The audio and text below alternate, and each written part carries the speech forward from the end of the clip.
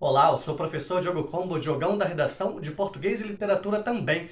É assim que você me encontra aqui no YouTube, Professor Diogo Comba, no Facebook, Professor Diogo Comba, ou no Instagram, Professor Diogo Comba. Já te peço o seguinte, por favor, se inscreva aqui no canal, curta este vídeo e ative o sininho. Você também pode ir lá no Facebook, você também pode ir lá no Instagram, conversar comigo, tirar uma dúvida, deixar uma sugestão. Já teve uma galera que está acompanhando o canal, que está chegando aqui por esses dias, que mandou redação para eu corrigir, teve um retorno muito legal e teve um retorno individualizado, certo? Então aproveita esse momento, aproveita esse intercâmbio, esse diálogo que a gente pode fazer. Estou falando muito rápido, mas vamos lá, agora vou dar uma baixada aqui no ritmo, vou falar um pouquinho mais devagar. Nos últimos dias, o que a gente fez aqui? Falei de uma forma geral sobre a redação do Enem. Depois, num outro vídeo, falei sobre a competência 1 e a competência 4.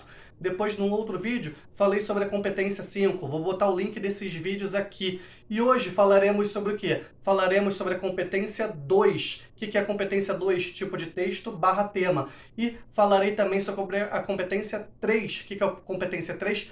Coerência, certo? Muita gente teve dificuldade nessa competência 2 para falar sobre a questão de saúde mental. Aí, qual é a dica que eu te dou? Você poderia ter feito uma abordagem literária. Como assim uma abordagem literária? Quando você está lá no segundo ano do ensino médio na sua escola, muito provavelmente você estudou, deve ter estudado ou vai estudar ainda o realismo em Machado de Assis. Quando a gente fala de Machado de Assis, a gente lembra de romances clássicos dele, como Dom Casmurro, Memórias Póstumas de Brás Cubas, mas lembra também, quase solucei agora, de alguns contos muito famosos dele. Como assim? A gente lembra de O Alienista. Você já leu o conto O Alienista? Vale bastante a pena ler, certo? Não vou falar sobre o que é agora, no outro momento eu falo, mas já estou te dando a dica, estou te dando o bizu, como a gente diz aqui na gíria do Rio de Janeiro. Você poderia ter abordado também, você poderia ter trazido para um tema como esse, alguma referência da cultura pop. Tem aquela série The Good Doctor, tem também aquela série Atypical, cujos protagonistas estão no transtorno do espectro autista e toda a dificuldade que eles têm para se inserir na sociedade. Um deles, uma dificuldade do ponto de vista profissional, principalmente, mas social também, óbvio, e outro, uma questão social muito forte ali. Beleza? Continuando, aí você me pergunta, pô, Diogo, não tô sacando ainda, me dá um outro exemplo sem ser esse do Enem. Você poderia falar sobre a questão do trabalho infantil.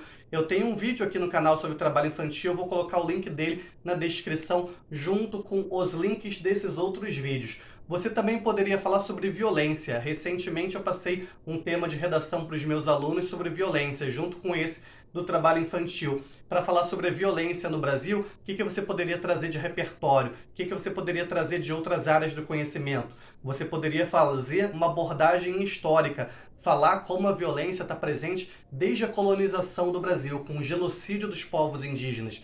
Você poderia fazer uma abordagem levando em consideração o cinema ou a televisão. Olha só quantos filmes brasileiros que relatam, que retratam essa violência marcante, essa violência latente na sociedade brasileira. Você poderia falar sobre um filme, sobre algum programa de TV, esse tipo de coisa. Ou você pode fazer uma pesquisa, pode pesquisar aí no YouTube, algum professor que tenha analisado recentemente o Atlas da Violência na sociedade brasileira. Ou então pesquise na internet e veja como se dá, como ocorre essa violência na sociedade brasileira, para você ter um embasamento maior nos seus argumentos. Também passei para os meus alunos, recentemente, um tema de redação que era o seguinte: a busca pelo corpo perfeito se tornou ou não um objeto de consumo, certo?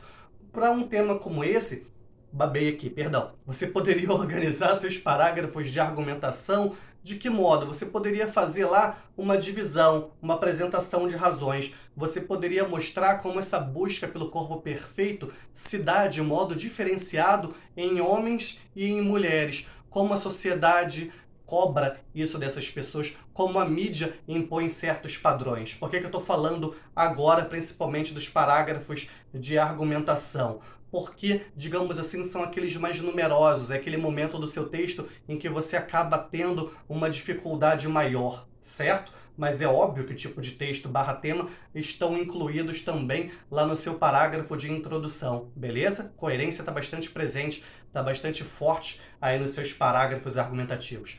Também passei um tema para os meus alunos recentemente, era um tema modelo ERJ, mas que eu adaptei para um formato Enem, que era sobre o quê? Sobre a necessidade de se conhecer experiências passadas para construir um futuro democrático. Olha só, um tema que você tem que sacar muito de história, de geografia, de filosofia, de sociologia, mostrando o tempo inteiro como outras áreas do conhecimento te dão repertório. A competência 2 fala muito disso, né? O que acontece? Trazia conhecimento adquirido ao longo da formação, conhecimento vindo de outras áreas. Eu falo muito de história, de geografia, porque eu sempre tive um perfil mais de linguagens, mais de humanas, certo? Mas em vários casos você poderia também ter uma abordagem biológica da questão. Nesse caso do corpo perfeito, da busca pelo corpo perfeito, seria um exemplo. Agora vamos lá falar da competência 3, que é a questão da coerência. Eu vi algumas pessoas comentando em fóruns pela internet, falando do caso, por exemplo, de um psicólogo que trabalha há muito tempo com essa questão da saúde mental e foi mal na redação.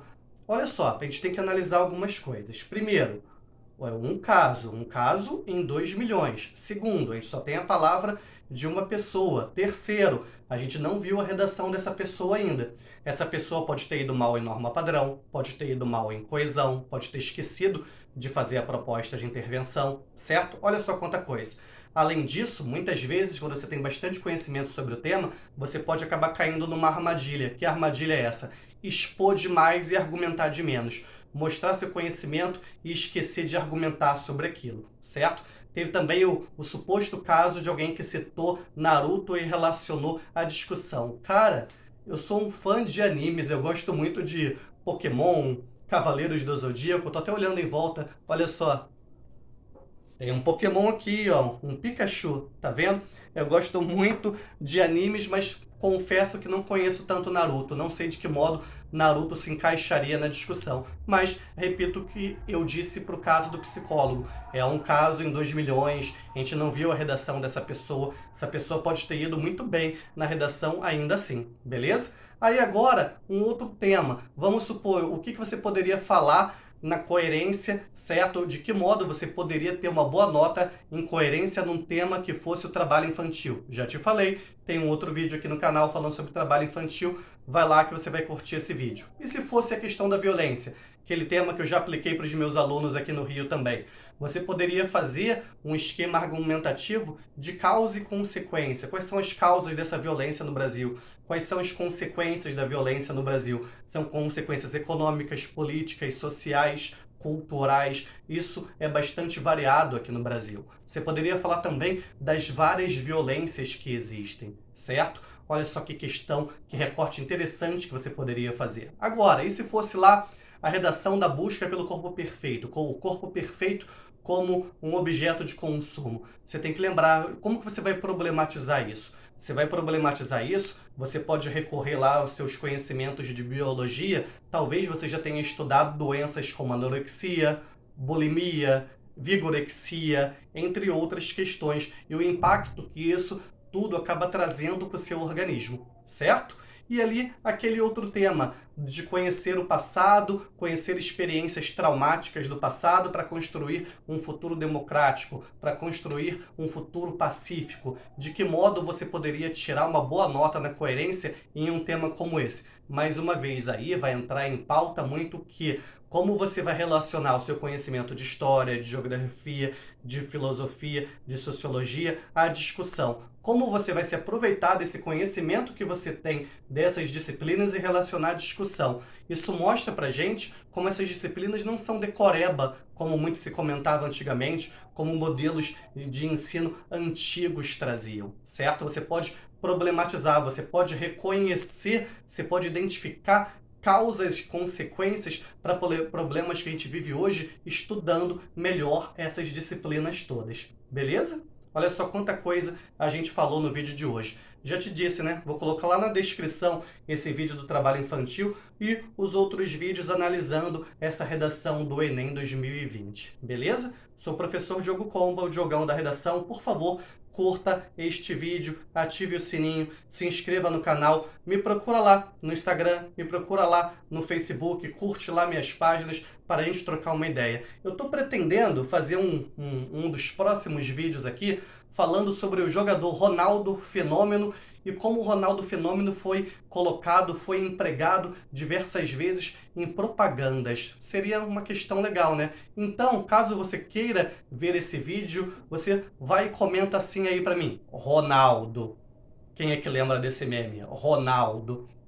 Se você gostaria de ver esse vídeo, comenta aí. Você me pergunta, pô, Diogo, o que isso tem a ver com redação? O que isso tem a ver com português e literatura? Tem tudo a ver. Você pode falar, por exemplo, da paixão do brasileiro pelo futebol, você pode falar da questão da publicidade e sua influência na sociedade, certo? Para português, você pode analisar a imagem, de que modo a imagem do Ronaldo foi trabalhada em propagandas, certo? Tem bastante pano para manga, tem uma discussão muito acalorada sobre isso, uma discussão fenomenal, eu diria, sem querer fazer qualquer tipo de trocadilho, certo? Sou o professor Diogo Comba, o Diogão da redação de português e literatura também. Que a força e a inspiração estejam com vocês, sem dizer adeus jamais.